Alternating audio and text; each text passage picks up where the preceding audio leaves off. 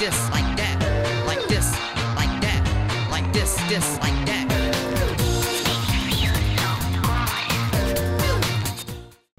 Eh bien, bonjour à tous, on se retrouve pour une toute nouvelle vidéo de No Limits 2 et on se retrouve avec une musique que vous devez sans doute connaître. Je ne sais pas absolument pas ce que fout cette musique dans cette création.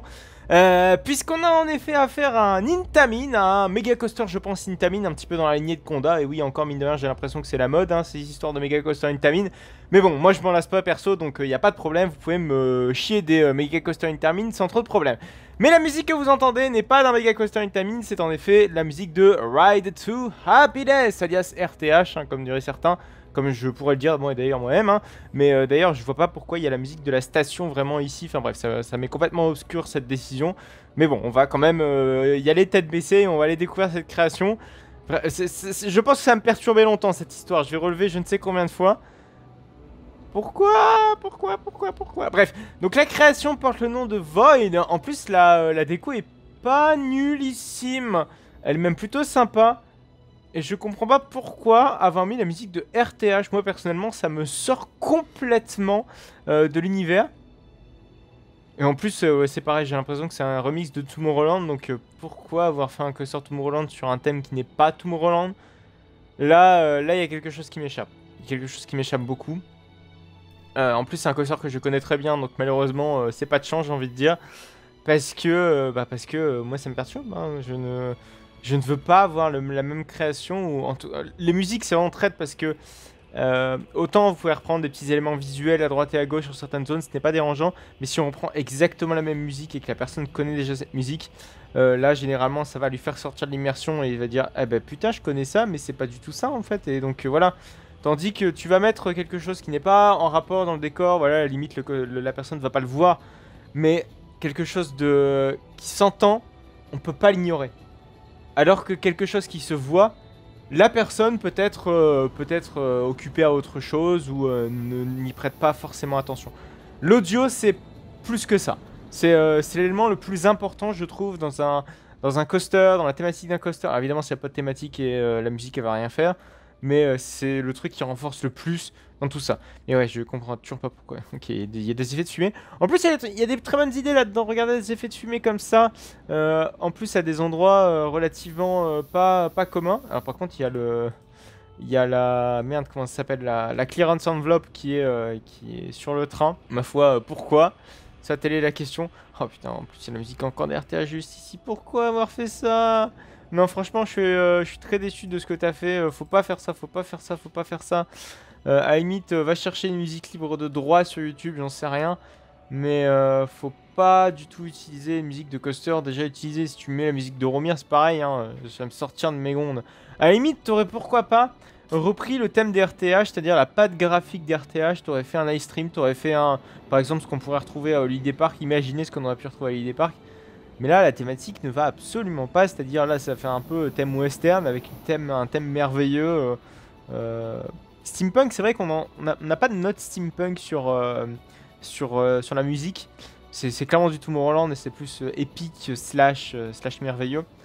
Mais ça n'a aucun rapport avec le thème western, hein, très clairement.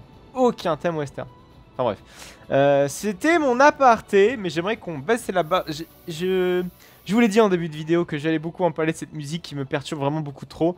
Mais bon, ça y est, c'est parti. On gravit le lift tranquillement pour pouvoir arriver à la first drop. Qui va nous faire prendre de la vitesse à notre train. Et pourquoi pas nous donner des beaux guillis au ventre. Parce que, mine de rien, on a l'impression d'avoir un excellent layout qui va suivre juste derrière. Donc c'est parti. On drop tranquillement. Ah ouais, en plus le layout est pas si dégueu, hein. Ah, il m'a l'air d'être ultra punchy. Alors pourquoi il y a du goût du Rix là-bas dans le fond? C'est très chelou. Ok, un Death Roll, why not? En plus le coaster est super fluide. C'est ça qui est dommage. Le coaster est vraiment très fluide. Il n'y a quasiment aucun à-coup. En plus il a bien fait vraiment les supports. On va juste faire une petite aparté juste après sur les supports personnalisés qui me sont très intelligents je trouve. Donc je pense qu'il a le mérite quand même qu'on s'y attende dessus. Ah, c'est punchy. Il y a des inversions entre ces airtime très punchy.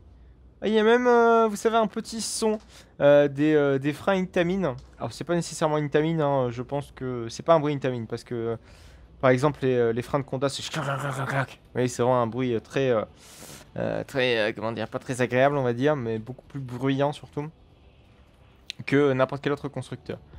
Bon, en tout cas, il y a de bonnes idées dans cette création, c'est ça qui me perturbe. Alors, il y a un deuxième coaster qu'on ira faire dans quelques instants, mais j'aimerais juste qu'on s'y attarde 30 secondes sur les supports.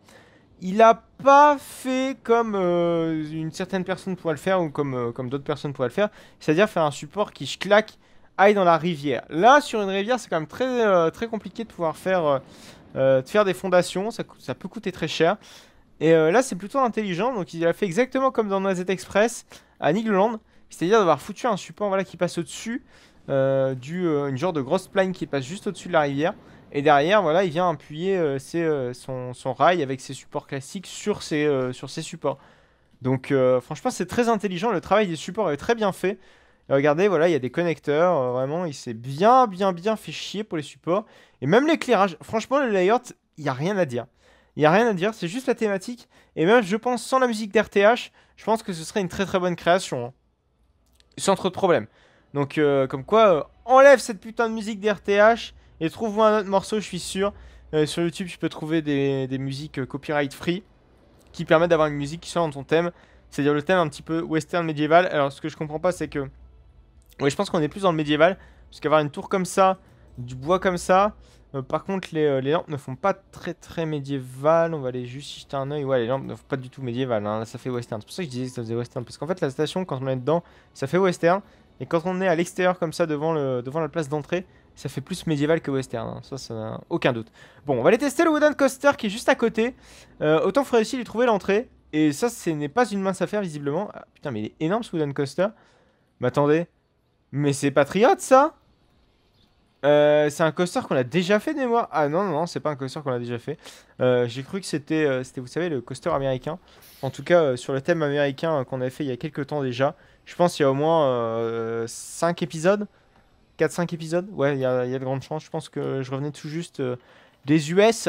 Donc c'était il y a un petit moment quand même déjà. Mais bref, on va pas parler de Patriot parce que c'est juste le début en fait qui m'a fait penser à Patriot. C'était un petit wooden coaster, enfin un grand wooden coaster mine de rien, qui commençait comme ça sur un virage de 90. Et surtout, si vous voulez, quand vous arriviez sur les freins finaux, ça avait exactement la même configuration, c'est-à-dire un grand virage de fin. Voilà, par contre la musique c'est pareil, hein, c'est pas très bien adapté. On va accélérer un petit peu le coche, histoire hop, d'être dispatché le plus rapidement possible. Oui, parce que là mine de rien, j'aimerais un petit peu avoir nos merveilleux trains Gravity Group être dispatchés pour pouvoir un petit peu gravir ce merveilleux lift qui a l'air d'être presque interminable, j'ai envie de dire. Par contre, il est très incliné pour un Gravity Group. Ça me perturbe un tout petit peu. Alors par contre, les supports sont bien faits, regardez. Bon, ça c'est sans doute des supports générés par Nolimis 2. Je ne pense pas que ce soit des supports qui ont été faits par à la mano. Il y a de grandes chances que non. Mais bon. Allez, c'est parti. On dévale ce merveilleux coaster. Oui, non, j'ai la confirmation que ce n'est pas des supports à la mano. Parce que on l'a bien vu hein, tout à l'heure sur la first drop. Enfin, au creux de la first drop. On avait vraiment les supports un petit peu en mode nawak. Mais j'avoue que c'est quand même vachement compliqué de faire des supports relativement propres là-dessus. Ok, il a fait un high five alors qu'il n'est pas un high five parce qu'il s'agit là d'une version solo. Il l'a fait plusieurs fois même quasiment. C'est un 90 degrés. Comme il y a sur Tonnerre de Zeus, donc sa deuxième version. Mais il existe, en fait, si vous voulez, il existe une autre alternative, c'est-à-dire le high five, c'est-à-dire le même type de figure. Mais sauf que si vous voulez, c'est mis en mode miroir. C'est-à-dire généralement, c'est adapté au parcours en mode dueling. Et ce high five, en fait, il est synchronisé en fait pour pouvoir faire un genre de le high five, tout simplement, le tapement 5 comme on dirait en français. Mais avec, si vous voulez, les deux, on a l'impression qu'en fait les passagers des trains se font un high five. Et c'est plutôt rigolo, en tout cas le visuel est plutôt sympa, mais je pense que vous avez déjà dû sans doute voir ce visuel parce que Gravity Group en est très fier de cet élément. Bref, j'ai beaucoup parlé pour cette création, mais c'est vrai qu'il y avait pas mal de choses à dire entre les imperfections de la musique d'RTH, entre les inspirations, on reconnaît bien l'inspiration d'Iron Gwazi avec son Death Roll. Franchement, un très bon Intamin, franchement très sympa. Alors par contre, le Good Race qui est juste ici, mais qui est à moitié terminé.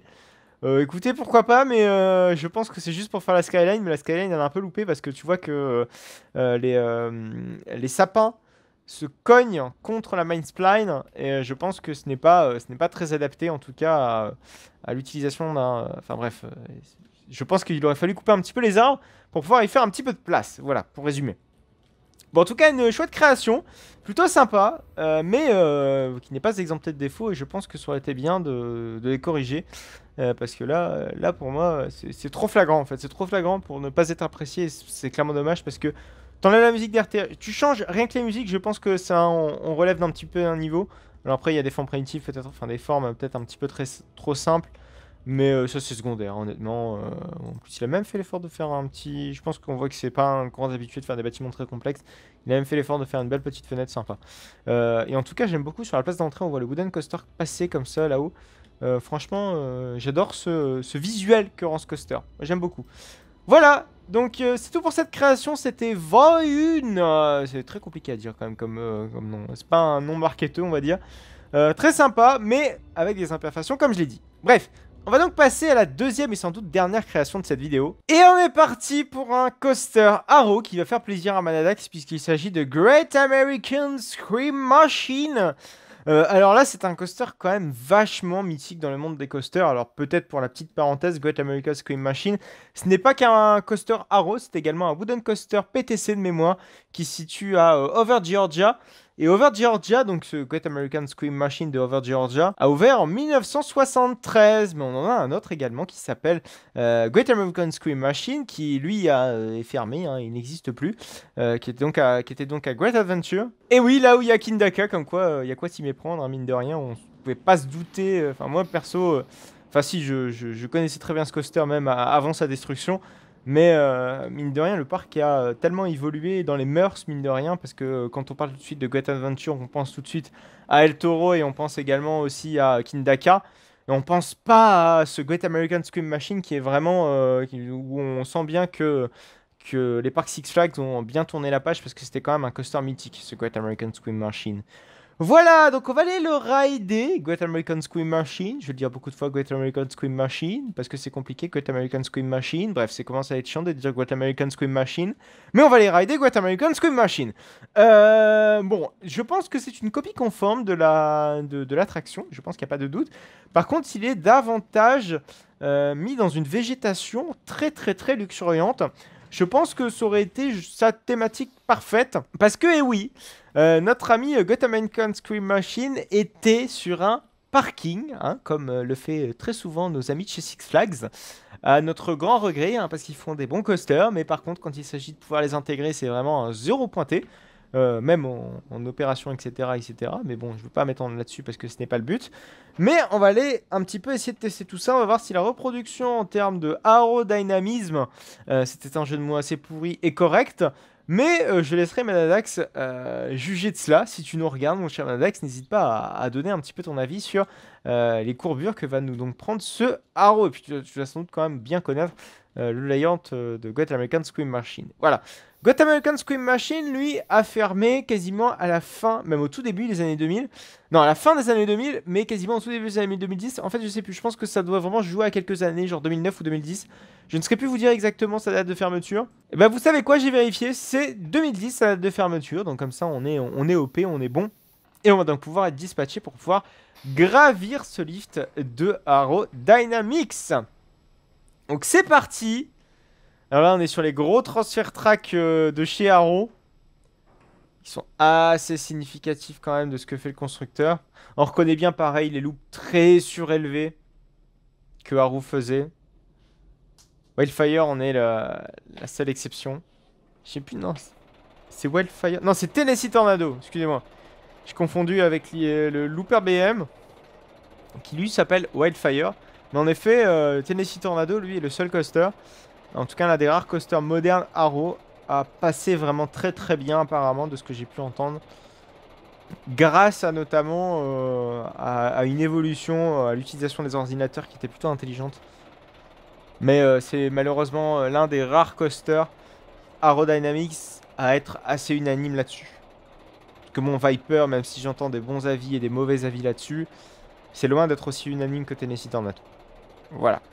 Donc c'est parti, on va aller gravir ce lift pour pouvoir nous engager dans la first drop de ce coaster. Et comme beaucoup de aerodynamics, les loops, enfin les lifts sont très lents.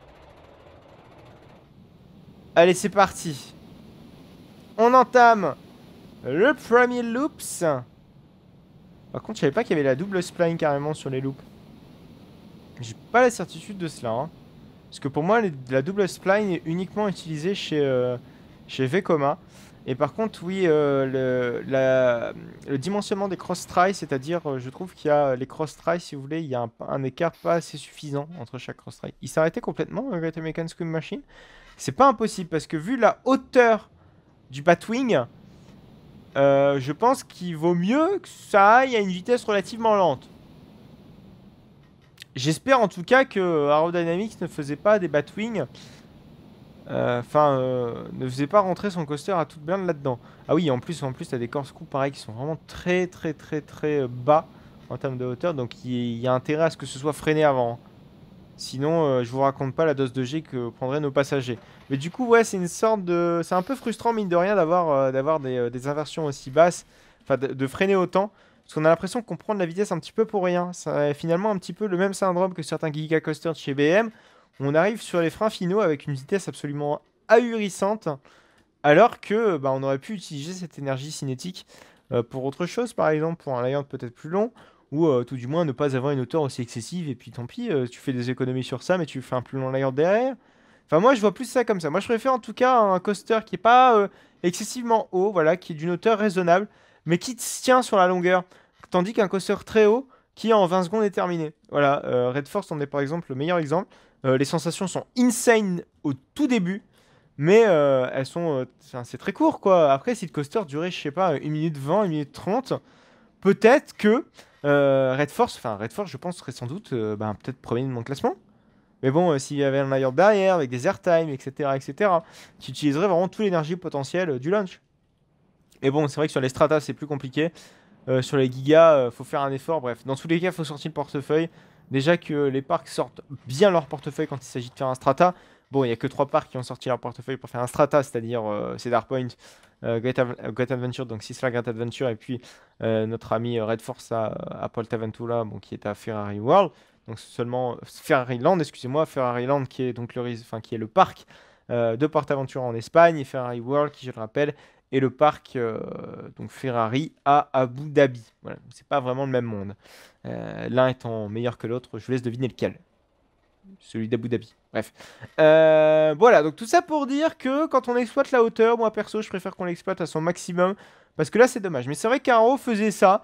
Donc c'est pas si réaliste de faire ça. Parce que regardez, en plus, voilà, ne serait-ce que de faire ça, tu fais une dépense absolument énorme en acier à faire des supports aussi gros. Alors que t'aurais fait aller ton loop beaucoup plus bas.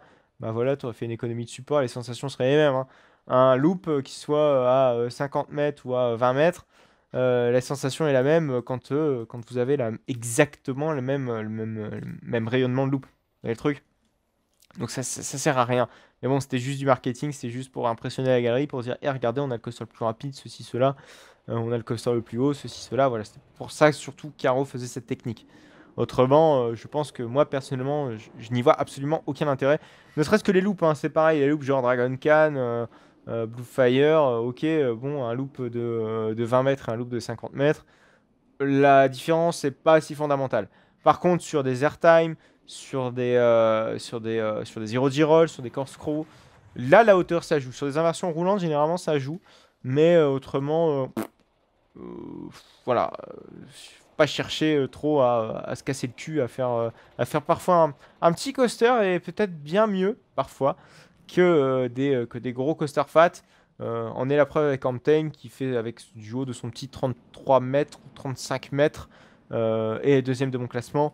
Alors que juste en dessous, on a du Shambhala, on a du Dragon Khan, on a de l'Hypercoaster, on a du Goliath qui est plus haut que lui. Voilà. Donc comme quoi la hauteur ne fait pas tout, c'est aussi comment derrière on exploite le coaster, comment on exploite l'énergie cinétique de notre coaster, qu'on fasse des éléments aussi intéressants et quel jet on fait prendre un petit peu à nos visiteurs, tout ça. Voilà, c'est une grande réflexion. mine de rien, qui doit se préparer en amont. Mais bon, ça, c'est le rôle des constructeurs, des designers. C'est pas trop notre rôle. Quoique, c'est quand même intéressant d'en parler, malgré que ce ne soit pas le nôtre. Voilà, donc c'était très intéressant en tout cas de découvrir un petit peu ces deux créations, ces trois créations si on parle de coaster pur, puisque la première création, rappelez-vous, c'était un Intamin avec un Gravity Group, et cette dernière c'était donc un petit Aerodynamics, enfin un très gros Aerodynamics, Get America Scream Machine, hein, pour rappeler le nom. En tout cas, c'était vraiment très sympa. Merci à vous en tout cas de m'avoir regardé. C'était très chouette en tout cas. N'hésitez surtout pas à vous abonner pour ne plus manquer aucune autre de mes vidéos sur No Limits 2. Vous pouvez également me retrouver sur Roblox. C'est le mercredi à 14 h. Vous pouvez également me retrouver pour des trips parconautiques ou des trips aquatiques le dimanche à 14 h. Merci à vous. On se retrouve donc très bientôt. N'hésitez surtout pas à liker, à commenter pour donner votre avis sur les coasters que vous avez vus aujourd'hui. N'hésitez également surtout pas à m'écrire sur l'adresse mail qui est dans la description si vous souhaitez un petit peu que je visite vos créations, que je donne un avis sur vos créations dans cette vidéo. Allez, à plus tard!